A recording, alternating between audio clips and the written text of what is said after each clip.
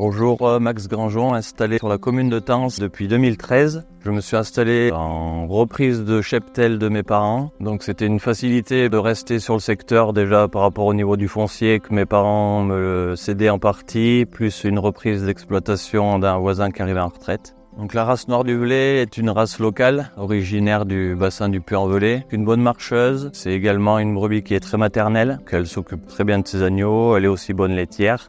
C'est une brebis rustique donc qui est adaptée au climat. Aujourd'hui, le troupeau est composé d'à peu près 300 brebis qui sont destinées à la production de viande d'agneau. L'exploitation est composée d'une 60aine d'hectares, principalement composée de prairies à 85%, dont une 20aine d'hectares de zones humides. C'est des parcelles qui restent quand même vertes tout l'été. Il y a une petite partie de production de céréales qui sont autoconsommées par le troupeau. Donc aujourd'hui l'exploitation n'est pas en bio, mais les pratiques sont quasiment à 100%. Il n'y a pas d'intrants, pas de pesticides. Pour la valorisation des agneaux, donc j'ai préféré valoriser mes agneaux en local. Et tous les agneaux sont abattus à l'abattoir d'Issingeaux, contrairement à une production bio qui me obligerait un peu plus à vendre mes agneaux à des coopératives un peu plus éloignées. Les principaux débouchés donc sont une boucherie du village de Tens, la ferme auberge familiale et une partie en vente directe principalement aux particuliers. Donc la valorisation de la laine est effectuée sur un acheteur sur Marseille et eux ils l'utilisent pour la